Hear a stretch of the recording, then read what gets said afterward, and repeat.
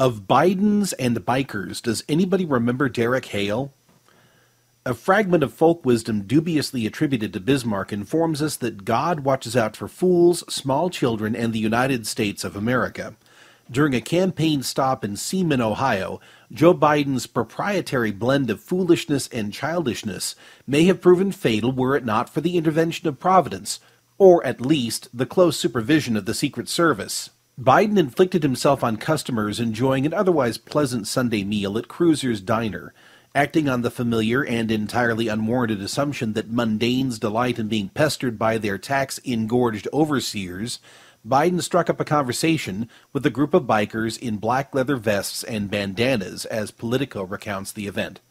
Spying a female member of the club, Biden pulled a chair in front of himself and pulled her nearly into his lap, continues the report. He put his hands on her shoulders and leaned in for a conversation as photographers snapped away. Biden apparently thought that his behavior was puckishly charming, and the assembled media lickspittles did nothing to dispel that delusion. One needn't have a Betazoid's empathic gifts to recognize that the two male bikers who flanked Biden were neither flattered by Biden's presence nor amused by the adolescent attentions which he had forced on their female companion.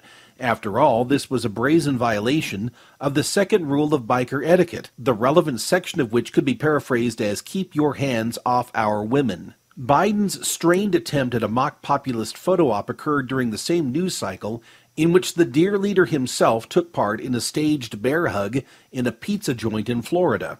I find myself wondering how Biden's campaign appearance may have turned out if the circumstances had been altered slightly. If, for instance, his son Beau Biden had decided to make a similar overture to a group of bikers.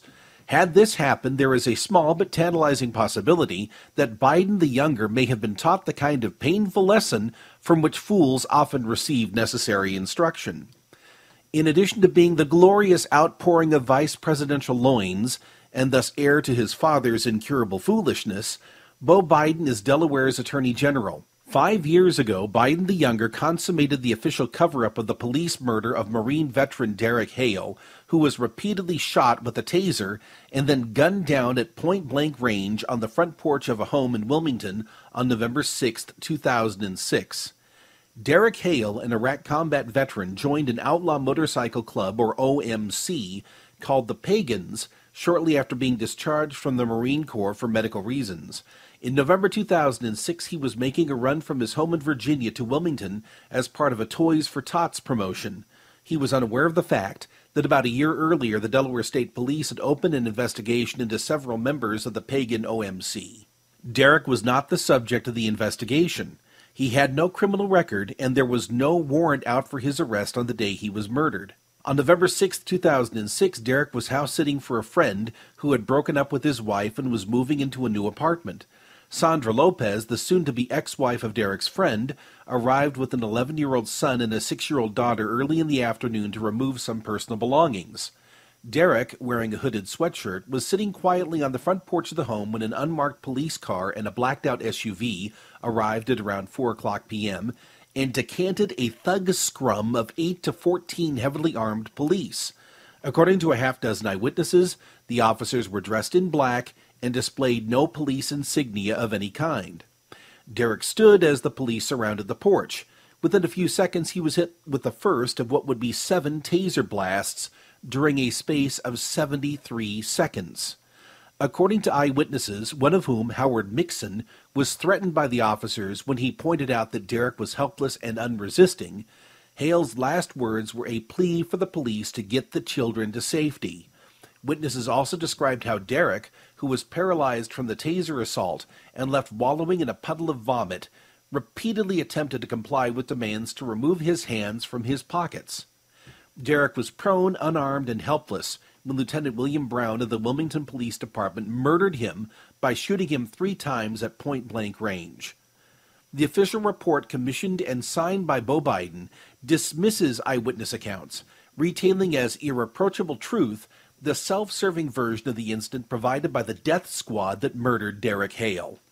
Biden's report asserted that the taser barrage was necessary, quote, to overcome Derek Hale's resistance to the arrest so he could be taken into custody without injury to himself or to the officers. The arrest was unlawful, and Derek Hale offered no resistance, apart from his inability to comply because of the taser attack itself.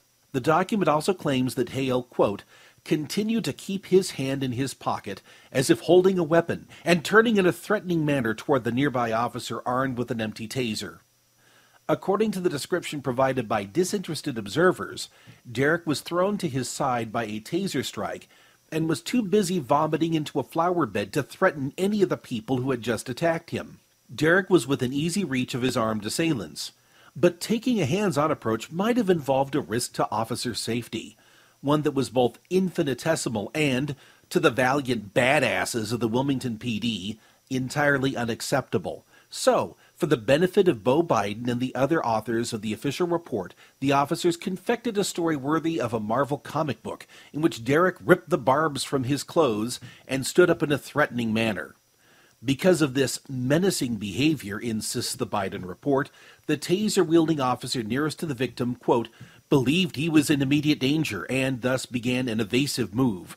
Lieutenant Brown believed that the use of deadly force was immediately necessary to prevent serious injury or death to that officer. A second officer was preparing to gun down Derek when Lieutenant William Brown shot the victim. The police had the advantage of numbers and firepower. Their subject had been under surveillance for days. He was clearly not a threat. He had been tasered 7 times when Lieutenant Brown pulled the trigger.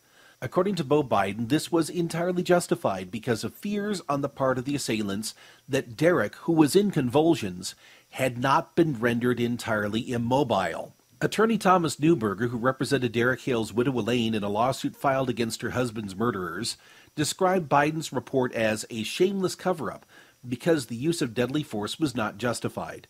14 heavily armed and trained police officers should be able to arrest a citizen without killing him after they have tasered him 7 times and he is lying in a pool of his own vomit. Shortly after he filed the lawsuit on behalf of Derek's widow and stepchildren, Neuberger told me that when Thomas McLeish became commander of the Delaware State Police in 2005, his most urgent priority was to improve the public image of his scandal-plagued agency. Over the past several years, we've represented a lot of police officers, including some from SWAT teams, so it's not as if we're anti-police, even though we consider the state police, or DSP, hierarchy to be corrupt, Neuberger told me in early 2007. We've gone to court on behalf of whistleblowers and officers who have filed civil rights complaints of various kinds.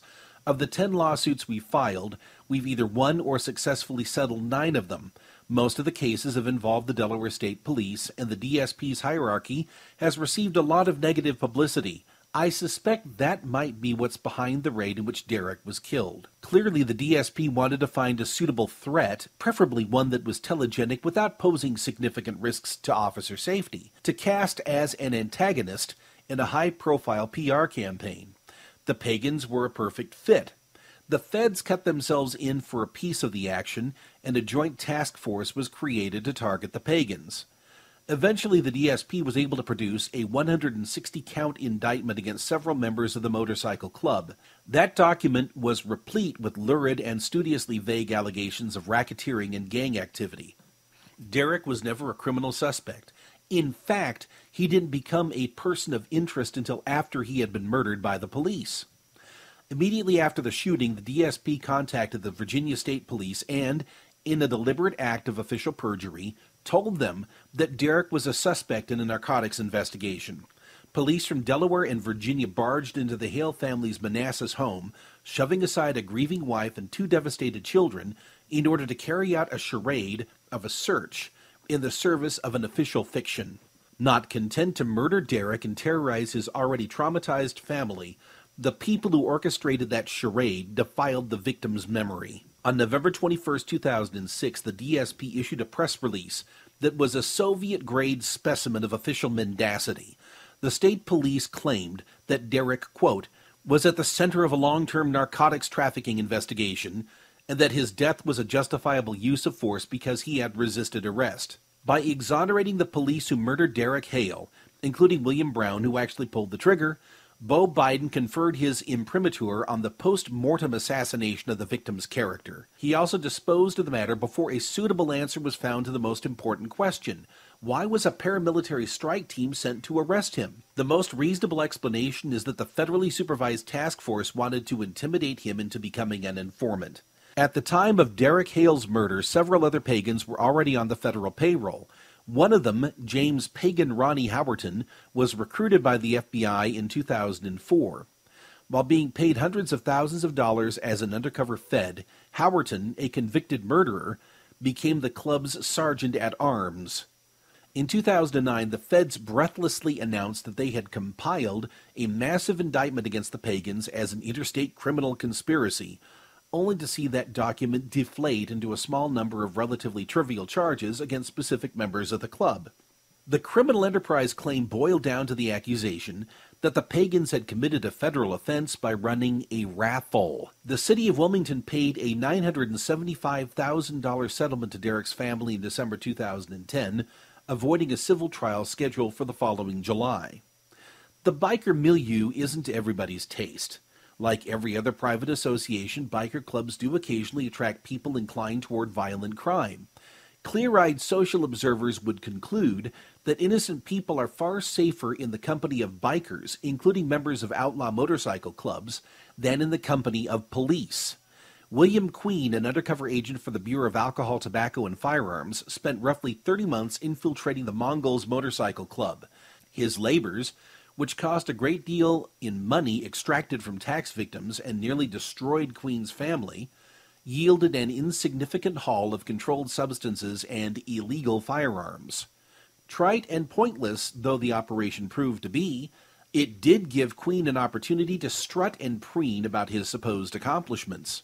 Quote, "While they are wearing that patch, they are untouchable to the world at large," wrote Queen of the Mongols in his memoir, Under and Alone. "No one can make trouble for them without bringing down the fury of the whole Mongol nation."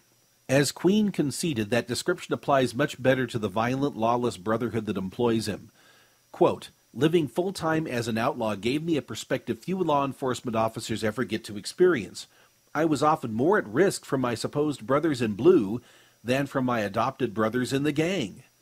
By covering up the murder of Derek Hale, Beau Biden performed an indispensable service on behalf of the people, to whom Queen refers as outlaws with badges. Biden the Younger is now serving as the Obama campaign's semi-official emissary to military veterans, some of whom might want to confront him about traducing the memory of Derek Hale, an honorably discharged Marine combat veteran who was murdered by police.